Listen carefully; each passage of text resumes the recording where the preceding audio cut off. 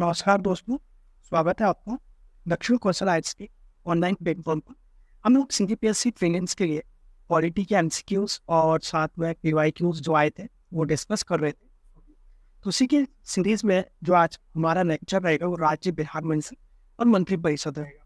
इससे पहले हमने जो लास्ट लेक्चर देखा था उसमें हमने राज्य सरकार शुरू कर दिया था ये टॉपिक पॉलिटी में। ओके, और पिछला जो लेक्चर रहा हमारा उसमें हमने राज्यपाल डिस्कस किया था।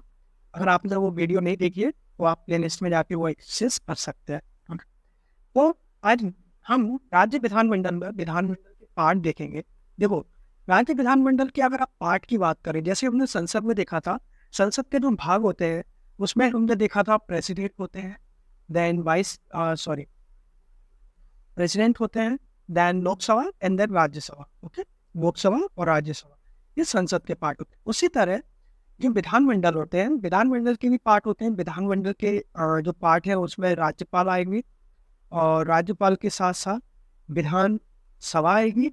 और एक और पार्ट है, अगर जहाँ पे विधान परिषद है तो विधान परिषद भी पार्ट होगी, और जहाँ पर विधान परिषद नहीं है वहाँ पर विधानसभा और राज्यपाल ही पार्ट रहेंगे। ओके, तो इस तरह से तो हम देखते हैं इस तरह से पूछे गए। देखो, राज्य विधानमंडल अगर हम देखें तो संविधान के भाग 6 में दिया गया है इसके बारे में।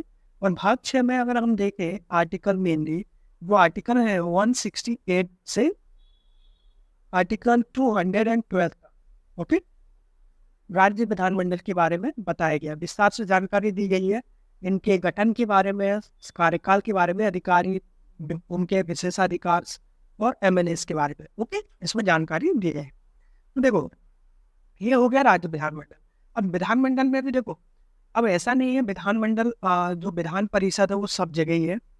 विधानसभा तो हमने देखा है, विधानसभा तो सब जगह है, हर एक स्टेट में विधानसभा है। 28 स्टेट्स है, अभी 28 स्टेट्स में विधानसभा है। ओके, लेकिन सारी स्टेट्स में विधान परिषद नहीं है। ओके, तो ये स्टेट टू स्टेट डिफर करता है। अगर स्टेट की विधानसभा चाहे वो परिषद बना सकती है, और अगर जरूरत नहीं है तो परिषद नहीं बना सकती। तो अभी टोटल 6 स्टेट्स है जहाँ पर विधान परिषद बनाई गई है। इन 6 स्टेट्स में से कौन कौन से स्टेट है? देखो, इसमें है आंध्र प्रदेश है। ओके, देन सेकंड है Bihar, then Maharashtra, okay, then Karnataka, उसके बाद कर्नाटका के बाद आती है Telangana, and then Uttar Pradesh. Okay, ये 6 स्टेट्स हैं जहाँ पर अभी विधान परिषद एक्टिव है और वो काम कर रही है। ओके, तो ये 2 सदन है। बाकी इसके अलावा जितने भी स्टेट्स हैं वहाँ पर एक ही सदन काम कर रहा है, वो है विधानसभा। उसके रिगार्डिंग हम और भी विस्तार से चर्चा करेंगे। ठीक, जैसे जैसे क्वेश्चन आते जाएंगे हम लोग चर्चा करते जाएंगे हमेशा की तरह। तो आज का हम अपना पहला क्वेश्चन देखते हैं किस तरह से पूछा गया है। देखो, इससे पहले कुछ अनुच्छेद हैं, ये इम्पोर्टेंट अनुच्छेद है। ओके, विधानसभा से रिलेटेड, तो आप देख लीजिएगा, हो सकता है ये अनुच्छेदों से क्वेश्चन आ जाए। जैसे अनुच्छेद 168 राज्यों में विधानमंडलों का गठन की बात करता है, वही 169 विधान परिषदों का उन्मूलन और सृजन की बात करता है। 170 विधानसभाओं की संरचना कैसी होगी, फिर 171 विधान परिषदों की संरचना, फिर ये राज्य विधानमंडल की 17 वर्षान और उनके गठन के लिए, राज्य विधानमंडल सदस्यता की योग्यता के लिए, देन राज्यपाल का विशेष अभिभाषण। ओके, फिर आर्टिकल 179 स्पीकर और डिप्टी स्पीकर का पद खाली करना, 78 विधानसभा के अध्यक्ष और उपाध्यक्ष के बारे में, फिर 190 सीटों का रिक्त होना, फिर 191 सदस्यों के लिए अयोग्यता के बारे में। ये कौन सा है? डिस्क्वालिफिकेशन बहुत इंपॉर्टेंट है। और अगर आप ये विधानमंडल के लिए, अगर आप संसद के लिए बात करोगे, संसद के लिए कौन सा है? आर्टिकल 102। ओके, संसद के लिए ये सांसद वो के लिए संसद में। देन 196 आ गया आपका विधेयक प्रस्तुत करने और उनके पारित करने के संबंध में प्रावधान। फिर धन विधेयक की परिभाषा किस दी गई? आर्टिकल 188 में। 200 विधेयकों पर सहमति किसकी चाहिए? राज्यपाल की चाहिए। राज्यपाल रोक के भी रख सकता है, ये हमने पिछले लेक्चर में डिस्कस किया था।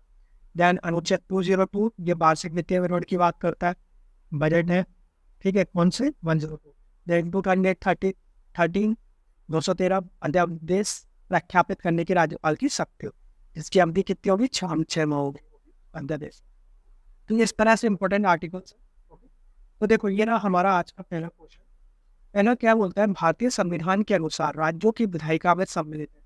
राज्यों की विधायिका में कौन सम्मिलित है? तो हमने अभी डिस्कस किया था, बिल्कुल राज्यों में विधानसभा है, राज्यपाल है, और राज्यपाल, विधानसभा, विधान परिषद जहाँ इसका अस्तित्व है। तो देखो 3 और 4 दोनों ही सही होंगे। तो ये हो गया 3 और 4। और ये कौन से आर्टिकल में हमने अभी देखा, आर्टिकल 168। नेक्स्ट क्वेश्चन देखते हैं।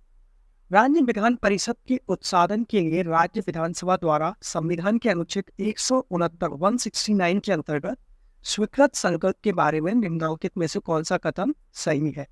तो क्या है, राज्यपाल पर बाध्यता आरोपित करता है कि वह संकल्प को राष्ट्रपति के विचारार्थ हेतु आरक्षित करें।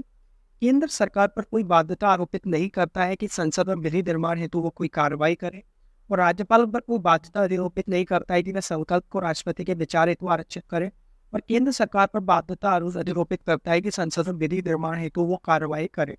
तो इसका सही आंसर क्या होगा? देखो इसमें क्या पूछा गया है मेनली कि राज्य परिषद के उत्साधन के लिए राज्य विधानसभा द्वारा संविधान के अनुच्छेद 169।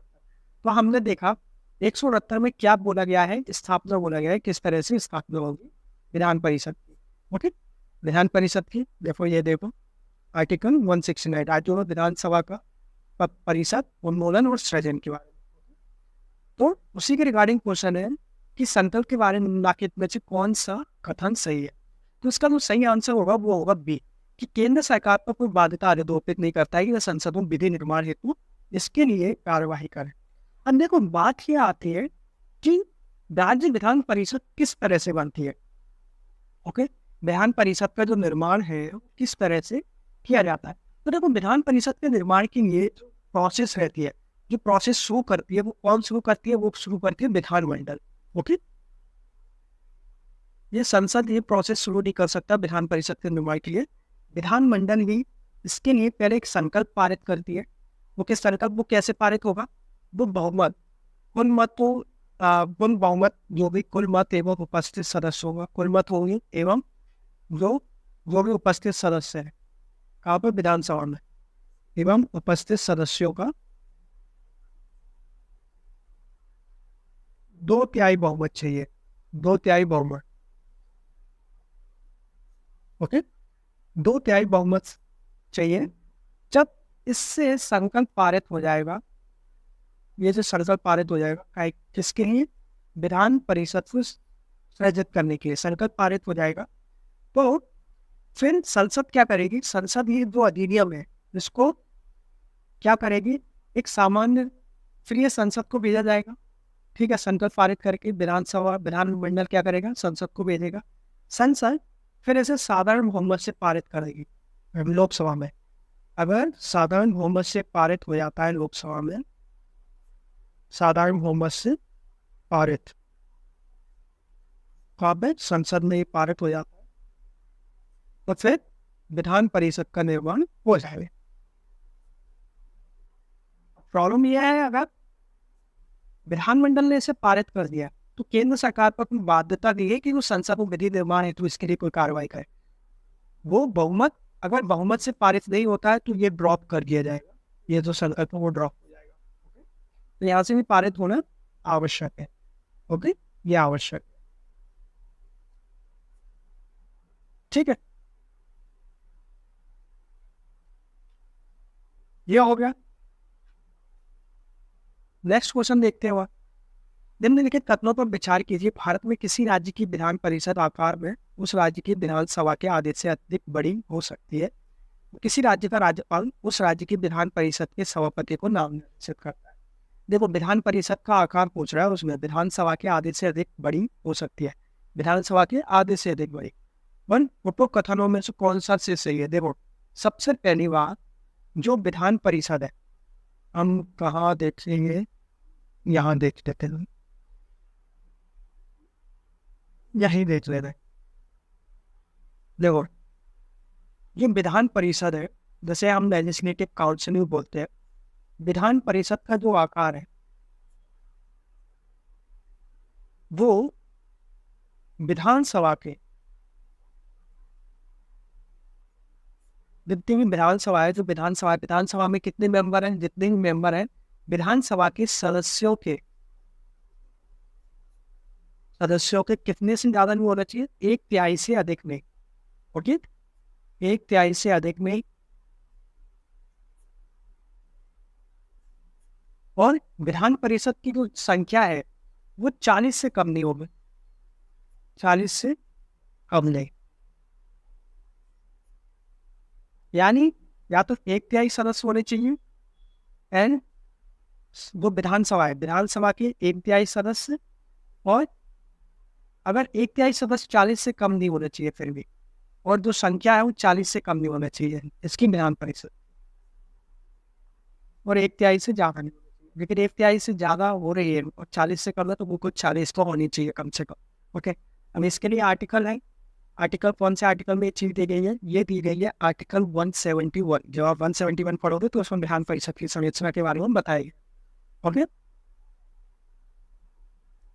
तो क्या बोला, किसी राज्य का राज्यपाल उस राज्य की विधान परिषद के सभापति को नाम निर्देशित करता है? बिल्कुल नहीं।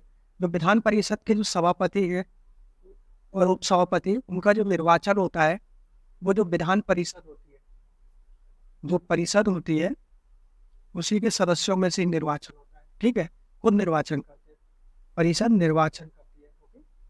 परिषद स्वयं में से निर्वाचित होते हैं, स्वयं में से। ओके? तो ये कहाँ दिया गया है, ये दिया गया है आर्टिकल 182। उसका सही आंसर क्या होगा, इसमें सही आंसर होगा ना तो 1 ना तो 2। उत्तर प्रदेश की विधान परिषद में राज्यपाल द्वारा कितने सदस्यों को मनोनीत किया जाता है? देखो, इसका जो सही आंसर है वो रहेगा 1/10। उत्तर प्रदेश की में 1/10। देखो, किसी भी राज्य में अगर विधान परिषद है तो उसका मतलब ये भी है कि सभी जितने भी गवर्नर है वो गवर्नमेंट द्वारा जो नामांकित जो भी सदस्य है वो एक जैसे है। वो राज्यों के हिसाब से डिफर किया गया है इसमें। जैसे उत्तर प्रदेश में 1/10। अगर ये दूसरी जगह जैसे अगर हम बात करें दूसरी जगह पे महाराष्ट्र की बात करो तो महाराष्ट्र में ये संख्या दूसरी हो सकती है।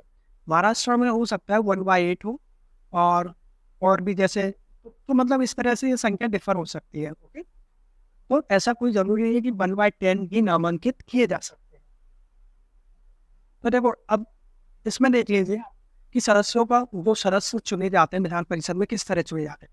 तो सदस्यों का चुनाव विधानसभा द्वारा किया जाता है। सदस्यों को विधानसभा के सदस्यों के द्वारा कितने 1/3 चुने जाते हैं। देन स्थानीय निकायों से निर्वाचित सदस्य 1/3। देन 3 वर्ष से राज्य में निवास कर रहे स्नातकों द्वारा, राज्य में निवास कर रहे स्नातक यानी ग्रेजुएट द्वारा 1/12। देन 3 वर्षों से कार्यरत शिक्षकों द्वारा चुने गए स्तर माध्यमिक विद्यालय यानी हायर सेकेंडरी से कम नहीं होनी चाहिए, वो 1/12। राज्यपाल द्वारा मनोनीत सदस्य 1/6 में से। ठीक है, अब विधान परिषद के कुल सदस्यों में से देखो 5/6 सदस्य जो है वो अप्रत्यक्ष रूप से निर्वाचित होते हैं या अप्रत्यक्ष रूप से निर्वाचित होते हैं। ओके, इनका जो इलेक्शन है वो डायरेक्ट नहीं हो रहा है, वो हो रहा है इनडायरेक्ट। जैसे अब हमने देखा था राज्यसभा के इलेक्शन होते हैं वो इनडायरेक्ट होते हैं, तो उनके भी इलेक्शन इनडायरेक्ट होते हैं। तथा 1/6 राज्यपाल द्वारा मनोनीत होते हैं। ये 1/6 कौन मनोनीत करते हैं? राज्यपाल। अब राज्यपाल इन्हें किसमें से मनोनीत करते हैं, अब ये बात आती है। ठीक है, और संविधान और विधान परिषद की संरचना की योजना अस्थायी है, अंतिम नहीं है। संसद को इसे संशोधित करने बदलने का अधिकार है। अब राज्यपाल इसमें से मनोनीत करते हैं।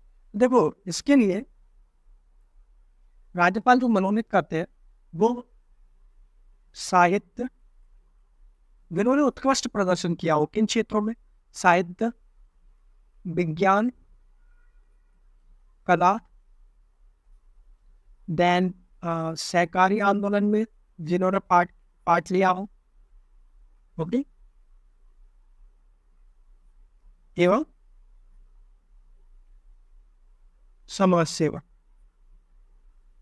ठीक है, जो लोग इनसे जुड़े हुए हो 1/6 लोगों का नामांकन करता है कौन? राज्यपाल। राज्यपाल द्वारा नामांकित होते हैं लोग और इनका नामांकन करता जो इन क्षेत्रों से जुड़े रहते हैं। जैसे हमने देखा था प्रेसिडेंट राज्यसभा में नामांकित करता है, लेकिन राज्यसभा में सहकारी आंदोलन नहीं होता है, ठीक है, लेकिन परिषद में सहकारी आंदोलन को भी लिया गया। तो फोर्थ हो गया हमारा 1/10। नेक्स्ट क्वेश्चन देखते हैं, राज्य विधान परिषद के विषय में क्या सही है। इसका कार्यकाल 6 वर्ष होता है, बिल्कुल। राज्यसभा का कार्यकाल 6 वर्ष होता है, विधान परिषद का भी 6 वर्ष। ये एक स्थायी सदन है, बिल्कुल स्थायी सदन है। यह भंग नहीं किया जा सकता है, तो बिल्कुल इसको आप भंग भी कर सकते हो, ठीक है। क्या सही है, इंतबा, ठीक है। तो इसका कार्यकाल 6 वर्ष का है, इसको यह एक स्थायी सदन है, इसको भंग नहीं किया जा सकता, ठीक है, इसको भंग नहीं किया जा सकता है। देन 1/6 सदस्य भारतीय स्थानीय संस्था द्वारा निर्वाचित होते हैं। देखें, 1/6 सदस्य स्थानीय संस्था द्वारा निर्वाचित होते हैं। फिर प्रतिवर्ष दूसरे वर्ष 1/3 सदस्य सेवानिवृत्त हो जाते हैं, बिल्कुल ये भी सही है। तो इसके सदस्यों का कार्यकाल जो है 6 वर्ष का है, ठीक है। अब देखो, राज्य विधान परिषद का कार्यकाल 6 वर्ष नहीं है, इसके सदस्यों का कार्यकाल 6 वर्ष है, क्योंकि ये तो एक स्थायी सदस्य है, इसका कोई कार्यकाल नहीं है। जैसे लोकसभा आया, लोकसभा का कार्यकाल कोई पूछे तो 5 वर्ष है, और उसके सदस्यों का कार्यकाल कितना है, 5 वर्ष, ठीक है। इसके सदस्यों का कार्यकाल 6 वर्ष है। तो दूसरा सही है। तीसरा सही है, भंग भी हो सकता है। 1/6 सदस्य स्थानीय संस्था द्वारा निर्वाचित होते हैं, बिल्कुल नहीं।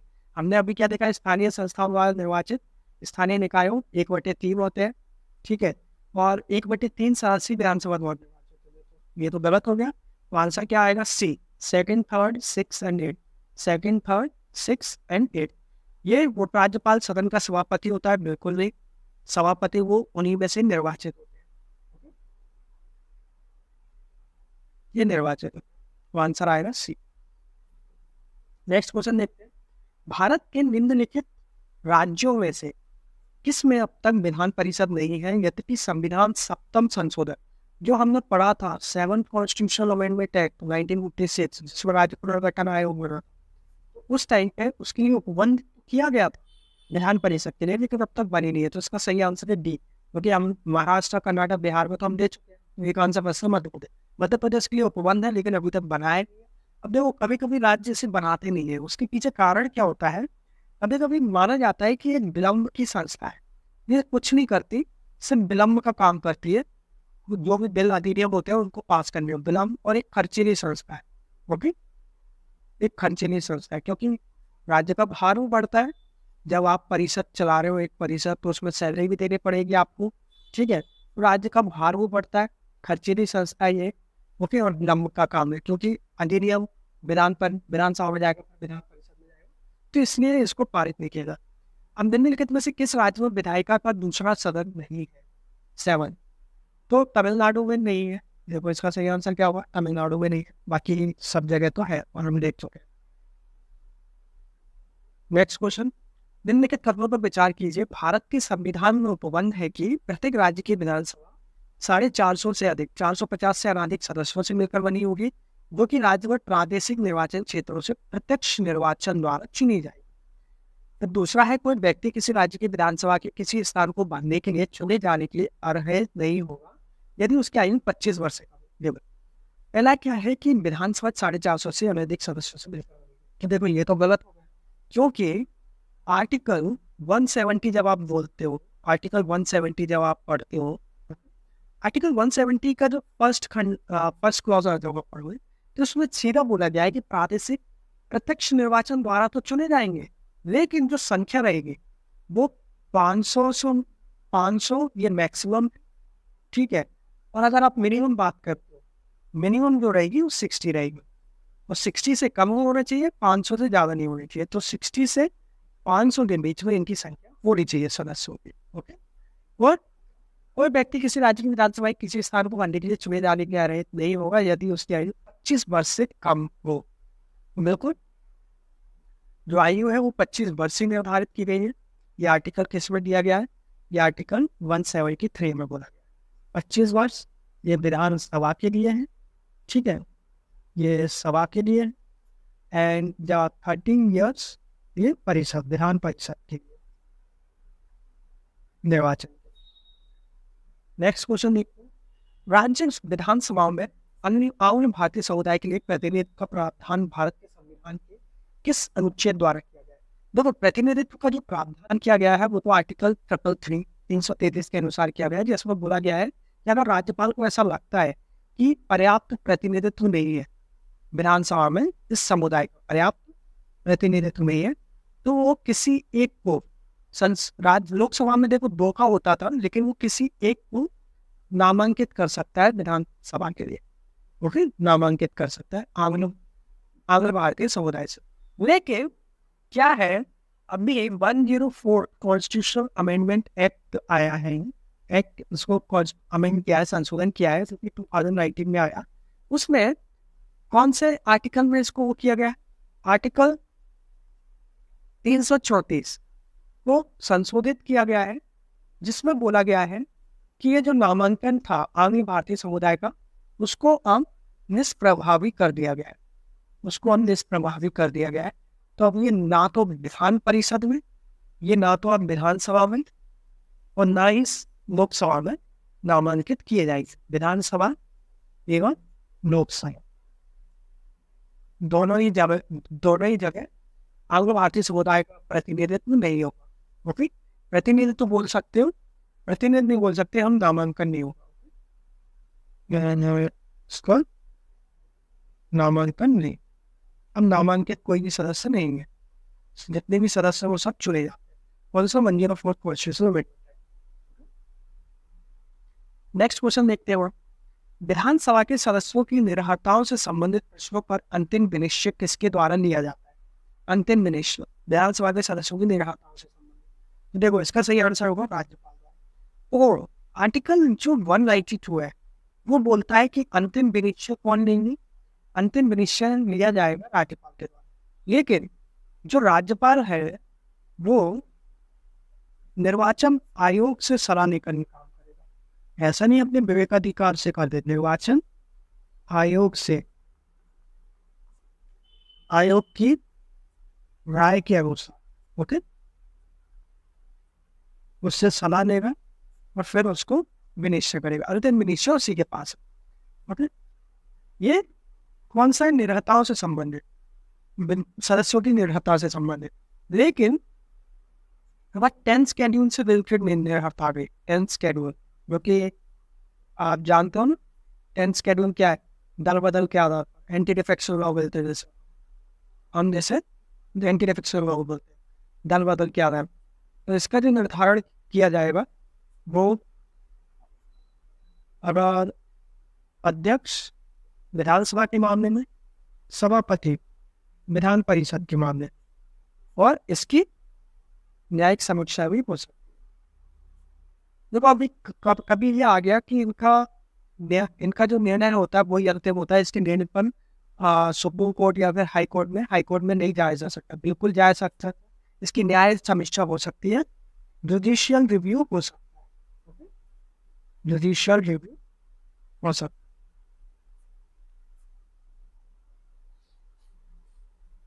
नेक्स्ट क्वेश्चन देखते हैं। निम्नलिखित तत्वों पर विचार कीजिए। विधानसभा की अध्यक्ष यदि विधानसभा की सदस्य नहीं रहती है तो अपना पद रिक्त कर देगा।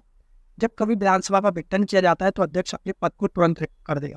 उपयुक्त कथनों में से कौन सा सही है? देखो जो 10th का है, 10th का हम देख लेते हैं। 10th का जो केवल बी रहेगा, जब विधानसभा का विघटन किया जाता है तो अध्यक्ष अपने पद को तुरंत रिक्त कर देगा, सॉरी बी नहीं होगा, ये तो सेकंड तो गलत ही हो गया। ओके, 11th का जो आंसर रहेगा केवल एक सही रहेगा, क्योंकि विधानसभा का अध्यक्ष, देखो विधानसभा का अध्यक्ष जो रहता है वो विधानसभा के सदस्यों में से चुना जाता है, विधानसभा के सदस्यों में से चुना जाता है। अब अगर जो अध्यक्ष है वो विधानसभा का सदस्य नहीं है तो कैसे चुना जाए? तो पहली शर्त क्या है? वो विधानसभा का सदस्य होना चाहिए अध्यक्ष, तब जाके उसे चुना जाएगा। तो वो अपना पद रिक्त कर देगा, बिल्कुल कर देगा। और विघटन किया जाता है, बिल्कुल नहीं। देखो जब विघटन हो जाता है विधानसभा का, हर 5 साल में होता है विघटन, तो वो विधानसभा की जो पहली बैठक रहेगी, विधानसभा की जो नई विधानसभा बनेगी उसकी प्रथम बैठक का पद पर बना रहेगा। ओके, पद पर बना रहेगा। ये हमने डिस्कस किया था संसद में, और इसके रिगार्डिंग फिर हमने प्रोटेम स्पीकर भी देखा था, जैसे प्रोटेम स्पीकर चुने जाते हैं और फिर कैसे चुनाव होता है स्पीकर का, तो वही जो प्रोसेस है वो विधानसभा। नेक्स्ट क्वेश्चन देखते हैं। भारत के किसी राज्य की विधानसभा के संदर्भ में निम्नलिखित कदमों पर विचार कीजिए कि वर्ष के प्रथम सत्र के आरंभ में राज्यपाल सदन के सदस्यों की रूढ़िगत संबोधन करता है, और जब किसी विशिष्ट विषय पर राज्य विधानमंडल के पास कोई नियम नहीं होता तो उस विषय पर वह लोकसभा के नियम का पालन करता है। तो देखो 12th में जो आंसर होगा वो सी एक होगा। बिल्कुल, राज्यसभा के सदनों के लिए रूढ़िगत संबोधन करता है वर्ष का प्रथम सत्र। तो देखो राज्यपाल कौन कौन से सत्र को संबोधित करता है? एक तो वर्ष का प्रथम सत्र, ठीक है, वर्ष का फर्स्ट सत्र, और दूसरा जब सामान्य चुनाव होते हैं, जब विधानसभा में नए लोग चुन के आते हैं, नई विधानसभा बनती है, सामान्य चुनाव के बाद का प्रथम सत्र। ओके, ये होता है जब किसी विधानमंडल के पास कोई नियम नहीं होता। तो बिल्कुल देखो इसके रिगार्डिंग ये आर्टिकल्स 176 है, ये आर्टिकल 176 है जो हमने अभी देखा। एक और आर्टिकल है आर्टिकल 208, अगर आप देखेंगे आर्टिकल 208। अब आर्टिकल 208 क्या बोलता है? आर्टिकल 20 बोलता है कि राज्य खुद प्रक्रिया नियम बनाएगा विधानसभा के चलने के लिए। ठीक है, राज्य खुद प्रक्रिया नियम बनाएगा। राज्य बोले जाएंगे अब विधानसभा खुद प्रक्रिया नियम बनाएगी, खुद प्रक्रिया नियम बनाएगी अपनी संचालन के लिए। ओके, तो कौन बनाएगा? विधानसभा खुद। ओके, विधानसभा खुद बनाएगी इन्हें।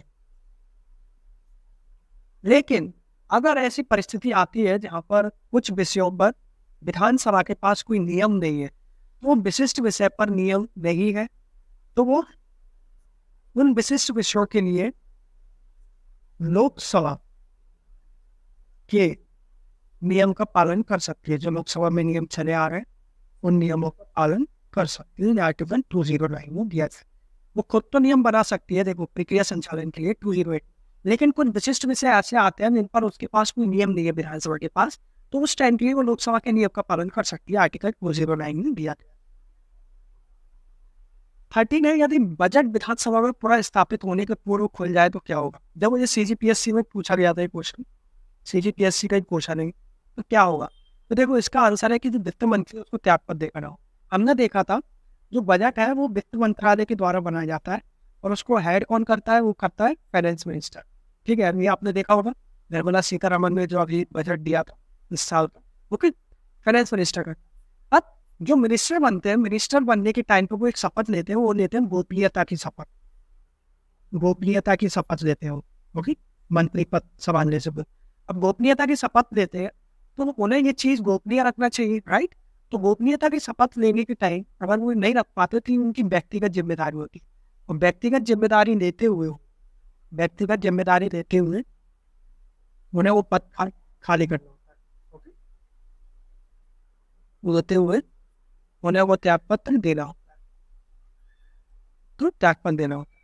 वैसे ऐसा कुछ दिया तो नहीं है अभी तक किसी को, तो सही आंसर रहेगा सी। घूमने के कदमों पर विचार कीजिए।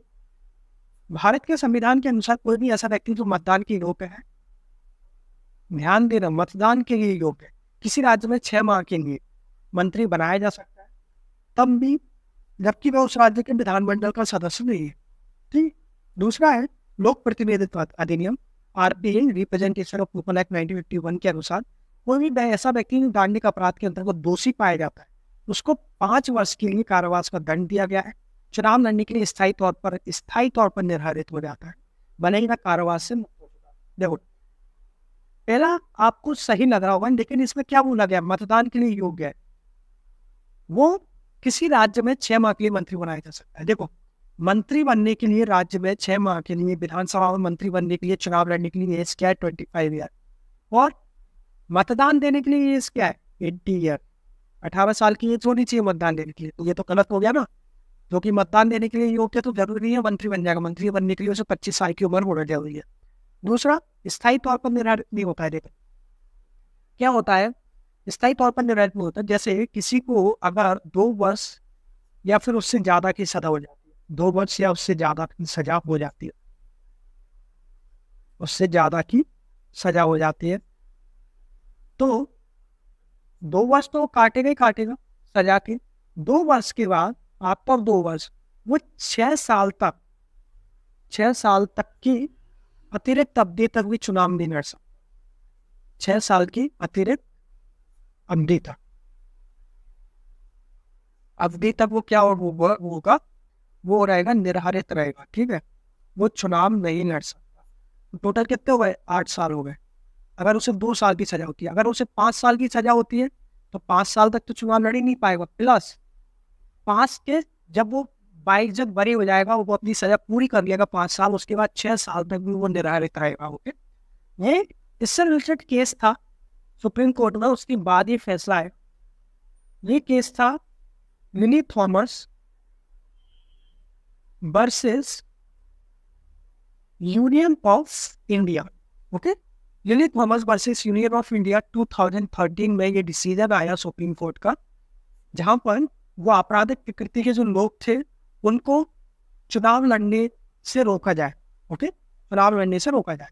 तो ये स्थायी तौर पर निर्धारित नहीं होता, जितने साल की उसे सजा होगी वो उतने साल तक तो निर्धारित रहेगा। उसके बाद कारावास पूरा करने के बाद, अपनी सजा पूरी करने के बाद 6 साल तक की अवधि तक में वो निर्धारित रहेगा। ओके, और ये डिसीजन आया था lily Thomas versus union of India.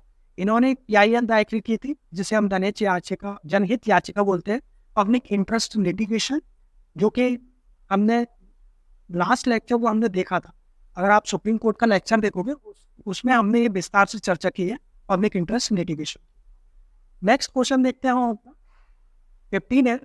इसमें बोला गया है निम्न में से मुख्यमंत्री के संवैधानिक कर्तव्यों का दिए गए कोर्ट की सहायता से चयन कीजिए। तो मुख्यमंत्री राज्य के कार्यों के प्रशासन संबंधी निरीक्षण राज्यपाल को संशोधित करता है, बिल्कुल। वो उसको प्रस्तावनाओं के बारे में राज्यपाल को संशोधित करता है, बिल्कुल। मुख्यमंत्री किसी विषय जिस पर मंत्री ने विनिश्चय कर लिया कि तुम मंत्रिपरिषद में विचार किया है, नहीं किया है, राज्यपाल द्वारा अपेक्षा किए जाने पर परिषद के समक्ष वो। लेकिन ये जो तीसरा है, मुख्यमंत्री राष्ट्रीय परिषद की बैठकों में भाग लेता है। देखो, आप तो लेता है नेशनल डेवलपमेंट काउंसिल NDC की परिषद, लेकिन वो उसका संवैधानिक कर्तव्य पूछा है। संवैधानिक कर्तव्य नहीं है उसका, तो उसका प्रशासनिक कर्तव्य है। ओके, वो उसका एडमिनिस्ट्रेटिव ड्यूटीज है, प्रशासनिक कर्तव्य। ओके, तो आप इस तरह के वर्ड्स पे ध्यान दीजिए। तो इसका जो सही आंसर होगा वो होगा 1, 2 and 14। नेक्स्ट, निम्नलिखित कथनों पर विचार कीजिए।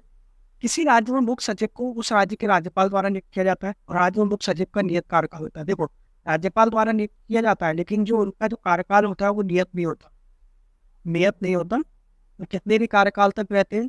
और ज़्यादातर अगर सचिव नियुक्त किया जाता है तो वो अपने रिटायरमेंट तक ही रहते हैं। ओके, तो वो मेनली डिपेंड करता है मंत्रियों के ऊपर, मंत्रिमंडल के ऊपर, CM के ऊपर। ओके, मंत्रिमंडल के ऊपर, क्योंकि उन्हीं की सिफारिश से उनकी नियुक्ति होती है। ओके, उन्हीं की सिफारिश से नियुक्ति होती है सचिव की।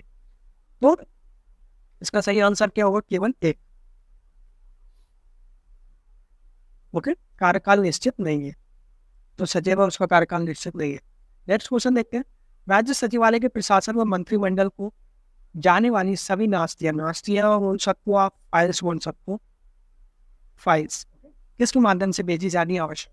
तो देखो, सबसे बड़ा राज्य में कौन सा सचिव होता है? मुख्य सचिव, जिसको आप प्रिंसिपल सेक्रेटरी, चीफ सेक्रेटरी बोल सकते हो स्टेट। तो मुख्य सचिव होता है। तो मंत्रिमंडल के, तो मुख्य सचिव जो होता है वो मंत्रिमंडल के समक्ष आने वाले जितने भी कार्य होते हैं उनका वो प्रभारी होता है, उनको वो देखता है। वो किस, उनका वो प्रभारी होता है। और वो सामान्य जो भी प्रशासन विभाग होता है उसका सचिव भी होता है। जो स्टेट में सामान्य प्रशासन विभाग होता है पूरे, उसका सचिव भी होता है। और स्टेट में जितने सचिव होते हैं उनका मुखिया होता है। ठीक, राज्य शासन के जितने भी सचिव होते हैं, शासन के सचिवों का वो प्रमुख होता है, उनमें सबसे प्रमुख होता है। तो सारी फाइल उसको होकर ही जानी चाहिए। ओके, तो ये उसके कार्य है, उसी से होकर जाती है। जैसे वित्त सचिव हो गया, राज्य वित्त सचिव, राज्य गृह सचिव हो गया, तो मुख्य सचिव उन सबका प्रमुख होता है। ठीक है, तो आज के लिए इतना ही, उम्मीद है आपको लेक्चर पसंद आया होगा। ओके, मैंने जितना कुछ आ सकता था इसमें कवर कराने की कोशिश की है। तो मिलते हैं नेक्स्ट लेक्चर में एक नई वीडियो के साथ और एक नए टॉपिक के साथ। नया जो हमारा नेक्स्ट टॉपिक रहेगा वो ज़्यादा से ज़्यादा हम हाईकोर्ट डिस्कस करेंगे। ओके, हाईकोर्ट डिस्कस करेंगे। तो मिलते हैं नेक्स्ट लेक्चर में। धन्यवाद।